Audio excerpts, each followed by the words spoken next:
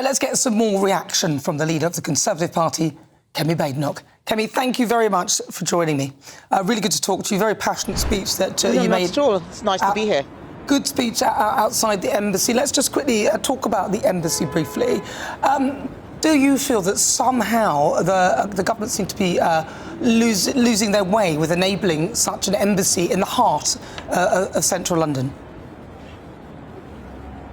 Yes, I do. And you will remember late last year when we had the case of the China spies and how Labour completely bungled that case. Under the Conservatives, those people were being prosecuted. Keir Starmer comes in and all of a sudden they're getting off. I am very worried that Keir Starmer is kowtowing to China. He's going over there in a few days or weeks with a begging bowl. And I think approving this embassy is one of the things that he feels he has to do in order to get some kind of deal.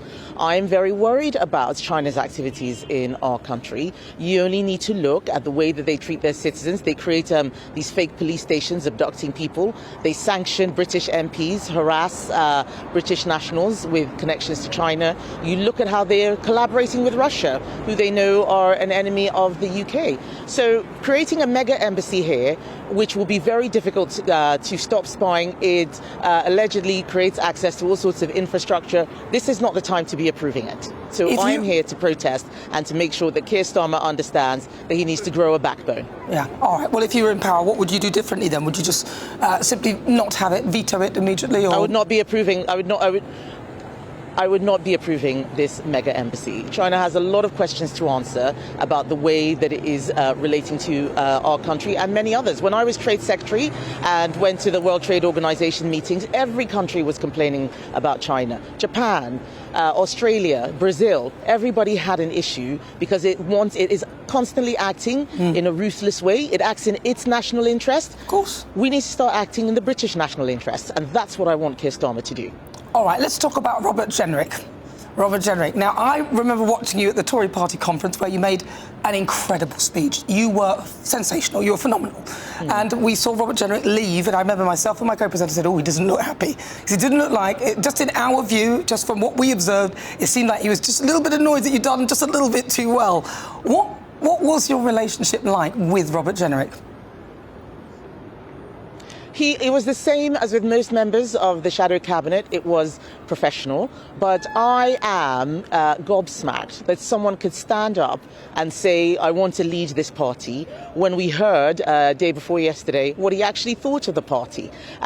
Basically saying, make me your leader, I don't like any of you, and I hope you're all destroyed, but put me in charge. That's basically what he was confessing to on Thursday, and that's why I think Conservative Party members saw through that act and made sure that I won the leadership. Hello, I'm Bev Turner. Now, it can feel like the money in our bank accounts at the moment does not keep up with the cost of living, and maybe there's a solution. I'm here today with the CEO of TallyMoney, Cameron Parry. Cameron, what is TallyMoney? Well, Bev, with TallyMoney, you get a current account and a debit card, but instead of pounds, you use milligrams of gold as your everyday money. So why gold? Gold traditionally is a great store of value. It has, on average, gone up at over 11% per annum for the last 25 years against the pound. It's tripled in value in the last decade. And in the last 2 years alone, it's increased by 50% against the pound. Banks' savings products just can't compete with that level of growth. But this isn't just about gold. This is about a currency that you guys have created at TallyMoney. Explain it to me as though I'm an idiot. So, look, people need to be able to hold their earnings and build their savings in a money that retains its value and remains in their legal control and remains theirs to access, away from government control. Great. You had me at not exposed to government control. You should feel safe and happy with your money. You should have peace of mind. The more money you see in your bank balance, and that's the type of thing we're trying to deliver, and give people choice in the type of money they get to use every day. Brilliant. Thank you so much, Cameron. Thank you.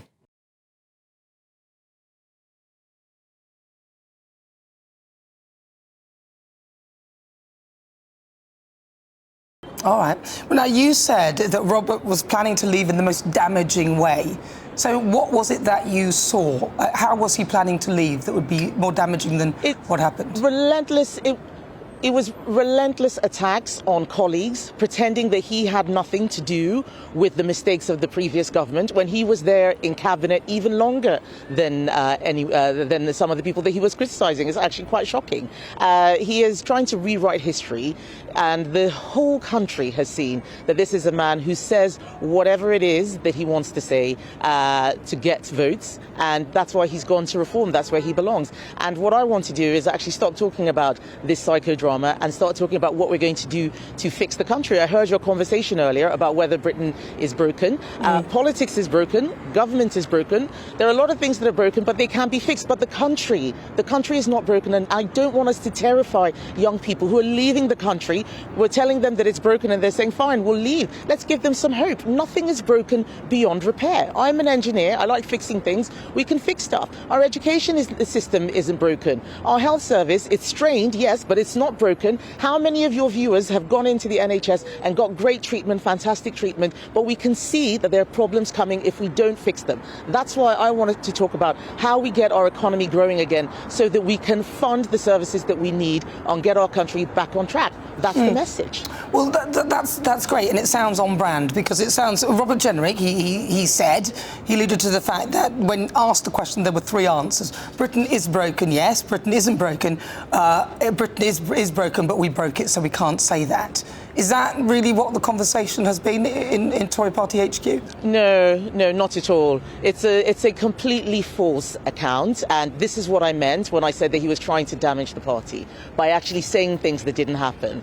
And I think your viewers can see what kind of person this is, telling people he wants to lead a party when he actually doesn't like the party or like the people in it. No, what we have said is that there is a lot that isn't working, but we've got to give people hope, and we've got to show them that we have the solutions. And we've been coming out with the solutions. Every week there is a new policy that shows how we can sort things out. Just on Monday, we talked about the social media ban. We're going to be pushing that to a vote. I'm getting the government to change its mind. We're getting them to U-turn.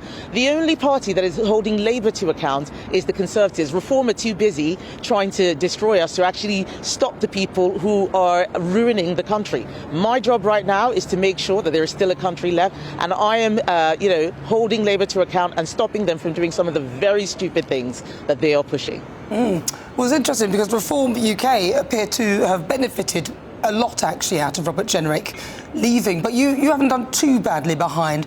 But we did an exclusive poll on GB News, and it shows that actually viewers and listeners think that Reform UK is stronger with Robert Jenrick. In your view, is the Tory party stronger without him?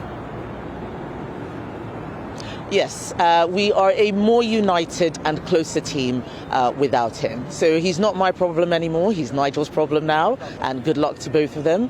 But right now, what I want to talk about is how we are going to fix the country. Reform does not have the experience. They don't even have the answers or the solutions. Taking people who were sacked from government or who resigned because they couldn't do the job from government, that's not how you get government experience. It's actually quite laughable. They're taking all the people who failed previously and saying we're going to use them to solve things. The only solution is going to come from a credible Conservative party, and that is what I'm rebuilding now. That is our story of renewal, and we're going to bring it to the country. We're going to fix those things that are broken, but by God, I tell you, we are not a broken country. We are a strong country. The people of this country are not broken. What they need is to see is hope and a strong government, and that is why we're going to be opposing Labour with every fibre of our being, because we know they are not the ones to be leading us to where we need to go. Well, Keir Starmer has, we counted about 13 U-turns, OK, but that's taking some of the things that they kind of pitched were going to happen and then didn't do it. So what will the Conservative Party, what is your view of the U-turns? Because some people might say that's a sign of strength, that you can see you're going in the wrong direction. Bearing in mind the Tory Party made quite a few U-turns as well, not in such short space of time, I might add. But your view on these U-turns, is it a sign of strength or utter weakness? There's some people who change their mind depending on which way the wind is blowing. And if they think things are going left, they go left. If they think things are going right, they go right. They don't have their own position. They don't have their own views. That's what Keir Starmer is. In fact, I think he's worse than that. Last week I said he's like a plastic bag blowing in the wind. He doesn't know what he wants. His MPs push him one way. He reads the newspapers. He goes another way. You can't run a country like that. And do you know why he's having all these U-turns? Why he's blowing around around like a plastic bag because he did not have a plan for government.